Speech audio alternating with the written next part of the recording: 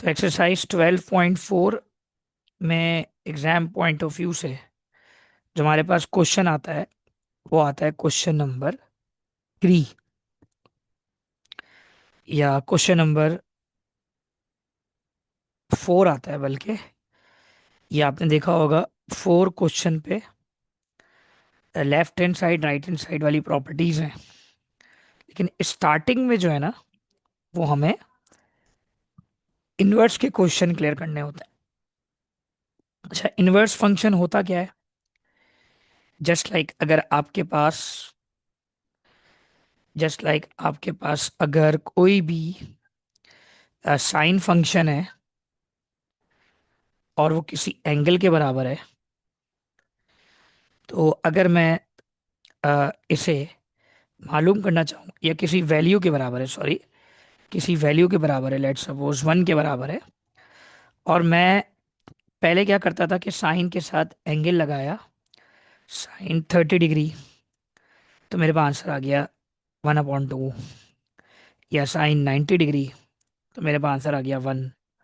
अब मुझे इसका इन्वर्स मालूम करना है, यानी इट्स सेल्फ के मुझे ये 90 नहीं मालूम, मुझे इस जगह थीटा मालूम है।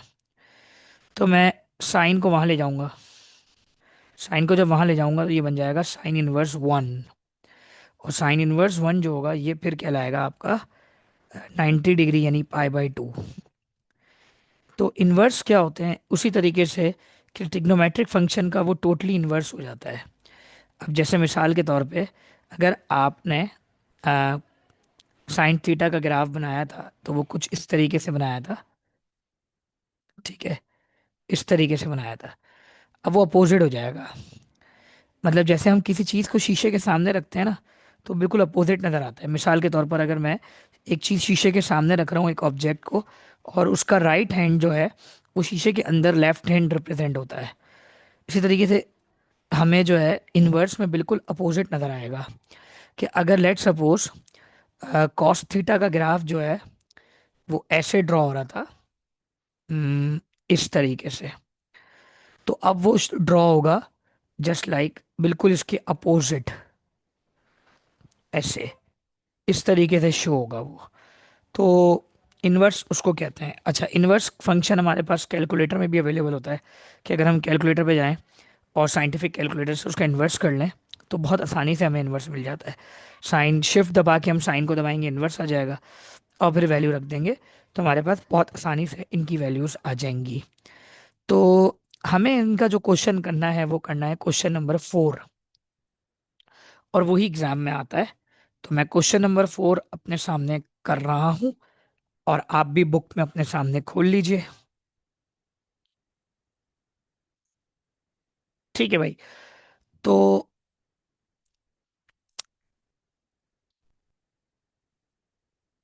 क्वेश्चन नंबर 4 एग्जाम में आता है, उसके 8 पार्ट हैं।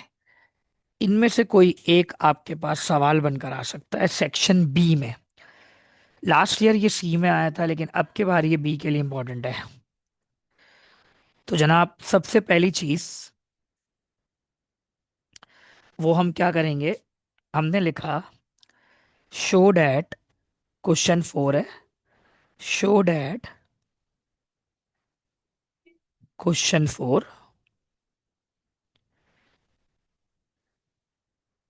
ठीक है, show that sine inverse 77/85 plus sine inverse 3/5 and cos inverse, और ये बनेगा 87/425।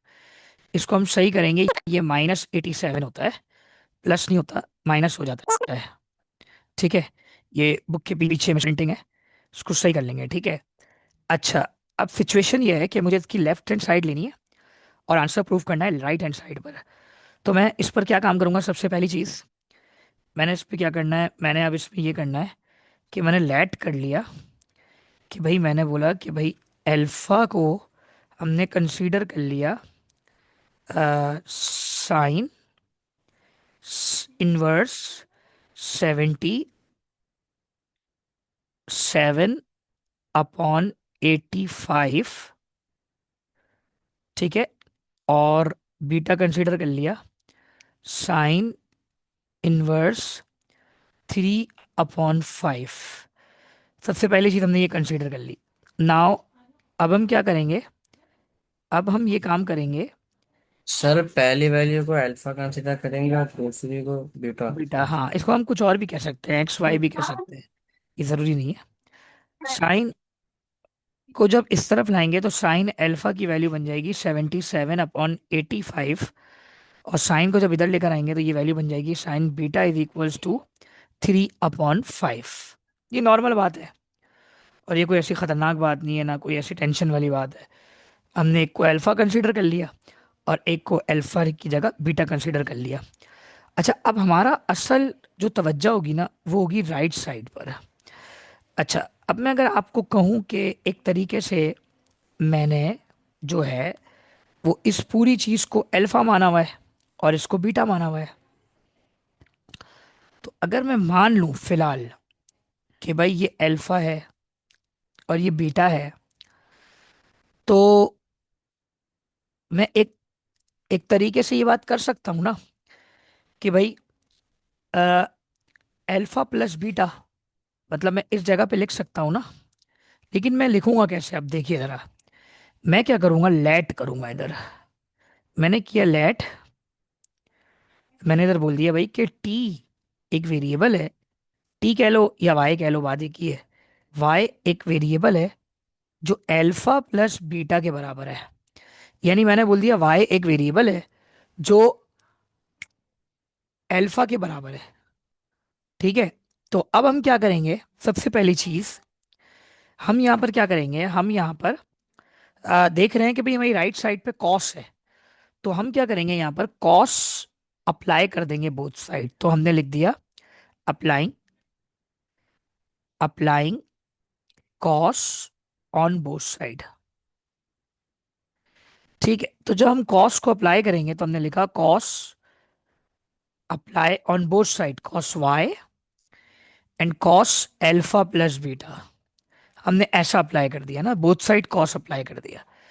अच्छा, नॉर्मली हम फॉर्मूला जानते हैं कि कॉस एल्फा प्लस बीटा का फॉर्मूला क्या होता है।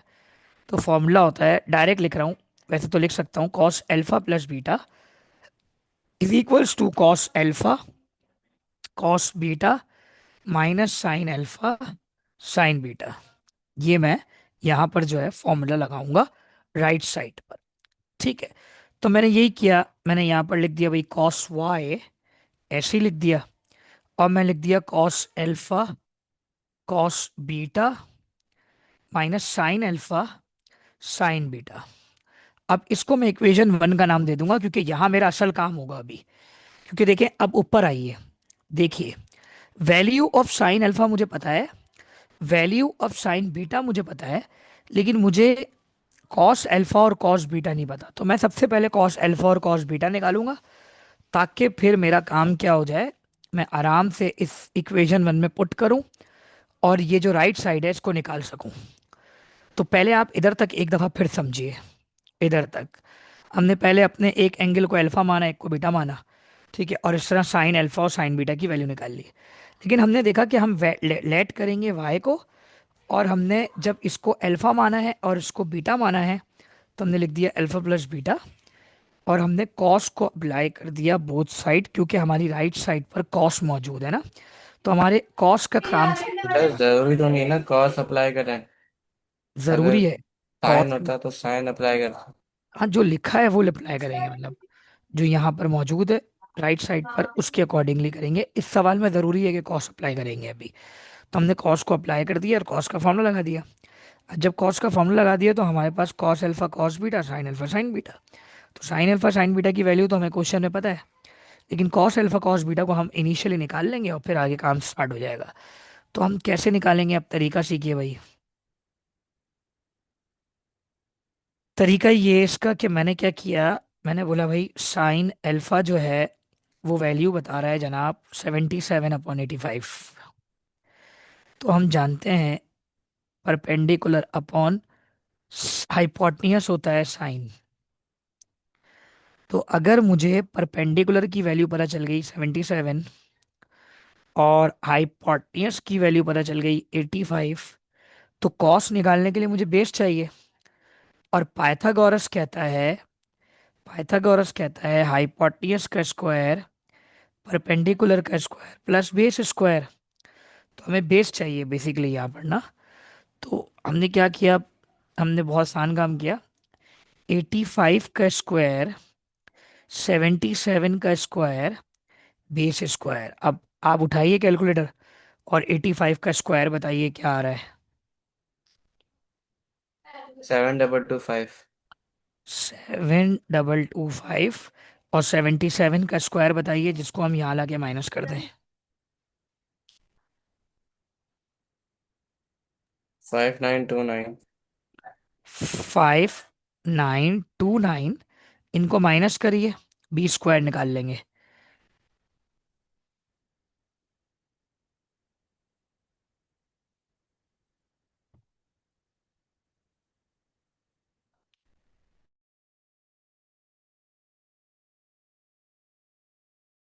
1296।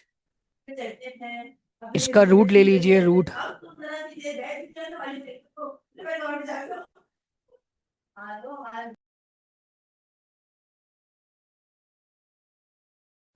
छत्तीस।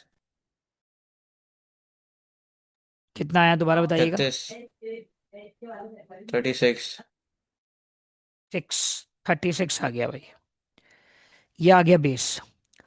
अगर ये इधर से बेस आ गया है तो अब हम कॉस साइन अल्फा की मदद से कॉस अल्फा आसानी से निकाल लेंगे। कैसे निकालेंगे, अब देखो किस तरह हम फाइंड करेंगे। हमने लिखा भाई कॉस अल्फा बराबर होता है बेस अपॉन हाइपोटेन्यूज के। तो हमने लिखा बेस 36 हो गई और हाइपोटेन्यूज 85 थी। तो इसको हम कैंसिल तो नहीं कर सकते, ये कॉस अल्फा की वैल्यू आ गई। तो हमारा काम आसान हो गया। अब यही काम हम यहाँ पर करेंगे, लेकिन हम करेंगे बीटा के लिए। सही है, तो हमने बीटा के लिए यही काम किया कि हमने लिखा cos sine beta is equals to जो वैल्यू आई है वो वैल्यू क्या आई है, वो वैल्यू आई है 3/5। तो मैं लिख दिया भाई 3/5। और मैंने बता दिया कि भाई ये परपेंडिकुलर है और ये हाइपोटनियस है। सम पीपल हैव, जिसको हम कहते हैं। तो अगर परपेंडिकुलर 3 है, हाइपोटनियस 5 है, तो हम क्या करेंगे, बेस निकाल लेंगे। तो हम कैसे लिखेंगे, हम लिखेंगे हाइपोटनियस का स्क्वायर परपेंडिकुलर का स्क्वायर प्लस बेस स्क्वायर। तो हमने यहाँ पे बाकायदा तौर पे लिख दिया, हमने यहाँ पर लिख दिया हाइपोटनियस जो है वो 5 का स्क्वायर है, 3 का स्क्वायर है, बेस का स्क्वायर है। 5 5 25 -9। तो बेटा बेस स्क्वायर आया 16, जिस पे रूट लगा देंगे तो बेस की वैल्यू हो जाएगी 4। इस तरह हम कॉस बीटा भी निकाल लेंगे। तो हमने लिखा cos beta is equals to base upon hypotenuse, यानी कि 4/5। ये कॉस बीटा निकल गया। साइन अल्फा साइन सर ये बीटा। जो राइट साइड पे क्या है अपने, ये समझ नहीं आया, बात समझा पाया। देखो मैंने क्या बोला कि साइन, हमें साइन बीटा क्वेश्चन में पता है, साइन अल्फा पता है, लेकिन कॉस बीटा कॉस अल्फा नहीं पता था। तो हमने साइन बीटा के साथ भी वही काम किया। Sign beta 3/5। और उसमें भी हमने बेस और हाइपोटेन्यूस रखा, परपेंडिकुलर हाइपोटेन्यूस रखा और बेस को फाइंड आउट कर लिया। तो बेस को कैसे फाइंड आउट किया, वही हाइपोटेन्यूस का स्क्वायर परपेंडिकुलर का स्क्वायर प्लस बेस का स्क्वायर। 25 - 9 बेस का square, it means B is equals to 4। तो बेस अपॉन हाइपोटेन्यूस मीन्स 4/5। ये कॉस बीटा की वैल्यू आ गई। ठीक है, अब कॉस अल्फा कॉस बीटा दोनों आ गए। Sign alpha sine beta question में गिवन थे, देखो जरा। अब हमने क्या किया, इन दोनों को उठाएंगे और प्रूफ डेट मतलब इसकी इक्वेशन नंबर 1 में पुट कर देंगे। तो हमने यही काम किया। अब देखिए, हमने लिखा भाई कि put in equation 1। So equation 1 क्या है बेटा, अच्छी तरह देखिए। Cos y is equals to cos alpha cos beta minus sine alpha sine beta. तो क्या होगा, अब देखो जरा। यानी अब मैं लिखूंगा यानी अब मैं लिखूंगा इस जगह पर मैं लिखने जा रहा हूँ कॉस अल्फा की वैल्यू जो कि 4 अपॉन बल्कि 36 अपॉन 85 है। ठीक है, और इस जगह पे लिखने जा रहा हूँ 4 अपॉन 5 है। ठीक है, और साइन अल्फा की जगह क्या लिखूंगा? 77 अपॉन 85 है। और इसी के साथ साथ साइन बीटा की जगह लिखूंगा 3 अपॉन 5। अब आप कैलकुलेटर उठाइए, कैलकुलेटर, शाबाश। और आप जो है इसकी वैल्यू एक साथ सॉल्व कर लीजिए। और कॉस एल्फा यहां लिख देंगे हम, कॉस एल्फा यानी कॉस वाई, और इस जगह पर हम वैल्यू लगा देंगे। और क्या वैल्यू लगाएंगे अब देखो जरा।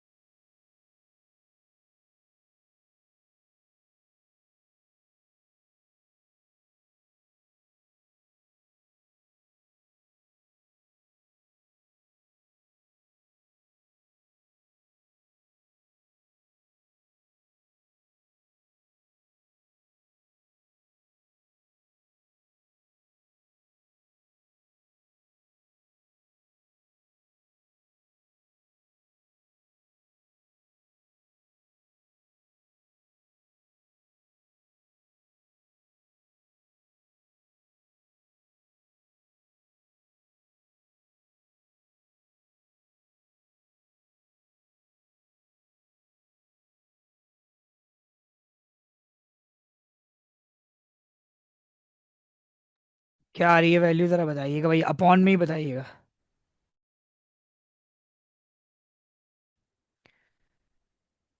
तो इससे जो आंसर आया वो क्या आया? -87 अपॉन 425। अब हमारा आखिरी काम क्या होगा? देखो, जिसको हमने वाई सपोज किया था वो अल्फा प्लस बीटा था, उससे हमें आंसर तो मिल गया।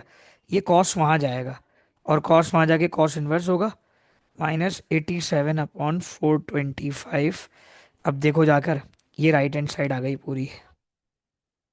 देखो, राइट हैंड साइड बन गई कॉस इनवर्स -87 अपॉन 85। तो अब जल्दी से इसका स्क्रीनशॉट ले लो। हाफ हाफ करके लेना, ऐसे आएगी नहीं।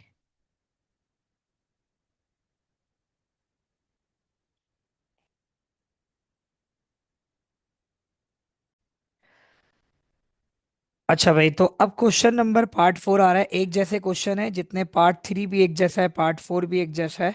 ये क्वेश्चन पहले करेंगे, बल्कि पार्ट 5 भी एक जैसा ही है। जिनकी राइट साइड पे कॉस इनवर्स है ना, उन सब में एक जैसा काम होगा। ठीक है, तो अब हमने क्या करना है, लेसन हम इसको भी समझ लेते हैं। तो हमने सबसे पहला काम क्या किया, हमने यहाँ पर लेट कर लिया सबसे पहले alpha is equals to cos inverse 3 upon 5 and beta is equals to cos inverse 8 upon 17।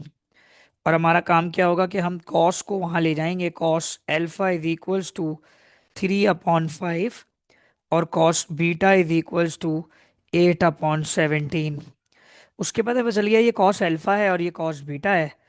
तो अब हमने क्या काम करना होगा, अब हमें ये काम करना होगा कि भाई हम इसमें क्या करेंगे, कॉस अल्फा कॉस बीटा में हम यहाँ पर क्या काम करेंगे।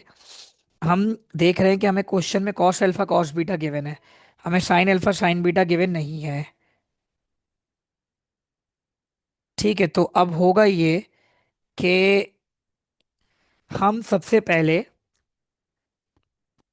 हम सबसे पहले इसमें ये वाली चीज़ पहले कंसीडर करेंगे कि भाई ये अल्फा हो गया, ये बीटा हो गया। तो हमने सबसे पहला काम क्या किया, हमने लेट कर लिया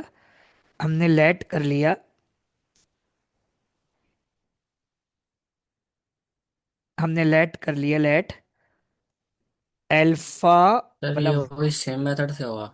हाँ सेम मेथड से होगा, अल्फा माइनस बीटा कंसीडर कर लिया। अब दोनों जगह पर कॉस अप्लाई कर देंगे, cos on both side, cos y cos alpha minus beta. ठीक है, और कॉस अल्फा माइनस बीटा का फॉर्मूला क्या होता है? तो cos alpha cos beta plus sine alpha sine beta. ठीक है भाई। तो हमने यही काम किया। अब हमें नजर आ रहा है कि भाई हम जो है कॉस अल्फा कॉस बीटा की वैल्यू तो जानते हैं, लेकिन साइन अल्फा साइन बीटा की वैल्यू नहीं जानते। तो हम सबसे पहला काम क्या करेंगे, हमने कॉस अल्फा लिखा, और ये जो 3/5 है ना, इसको हमने बोल दिया बेस अपॉन हाइपोटेनियस पता है हमें। यानी हाइपोटेनियस पता है 5 और बेस पता है 3। इसी तरह कॉस बीटा में भी हमें 8/17 पता है ना, तो इसका मतलब बेस हमें पता है 8 और हाइपोटेनियस हमें पता चल गया कि 17 है। तो भाई हम परपेंडिकुलर निकालेंगे क्योंकि हमें साइन में परपेंडिकुलर चाहिए होता है। तो हमने क्या किया, अब देखो जरा। हमने लिखा भाई परपेंडिकुलर यानी पाइथागोरस थ्योरम, हाइपोटेनियस का स्क्वायर परपेंडिकुलर का स्क्वायर प्लस बेस स्क्वायर। तो हमने क्या किया भाई, हाइपोटेनियस 5 का square is equals to perpendicular का स्क्वायर प्लस 3 का स्क्वायर। तो अब देख लो भाई, हमने क्या करना है। हमने देखा भाई 5 5 25 माइनस 3 3 9 परपेंडिकुलर का स्क्वायर, और 25 - 9 क्या बन जाएंगे भाई, ये बन जाएगा 16। और 16 का जब रूट लेंगे तो क्या बन जाएगा 4। ये आ गया परपेंडिकुलर। Is it clear. अब हमने क्या करना है, अब हमें यहाँ से जब परपेंडिकुलर मिल गया है, तो हम यहाँ से ही परपेंडिकुलर निकाल लेंगे। हाइपोटेनियस का square perpendicular square plus base square, यानी 17 का square is equals to perpendicular square plus 8 square. तो 17 17 का होता है 289, 8 8 का होता है 64। 64 को यहाँ ले जाके माइनस कर देंगे। तो बेटा अब बताइए ज़रा मुझे, परपेंडिकुलर स्क्वायर क्या निकला है ज़रा बताइएगा।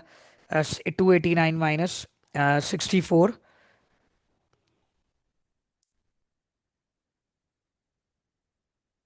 तो ये आ रहा है आपके पास 225।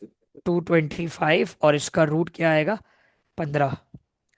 तो परपेंडिकुलर दोनों से आ गए, और परपेंडिकुलर ने की वजह यही थी ताकि हम साइन अल्फा निकाल सके परपेंडिकुलर अपॉन हाइपोटेनियस से 4/5, और साइन बीटा भी निकाल सकें जो कि क्या आएगा 15/17। अब ये चारों वैल्यूज आ गई, cos alpha cos beta sine alpha sine beta, और इसे इक्वेशन 1 में पुट कर देंगे। इस चीज को नाम दे दिया equation number 1। So we can write as,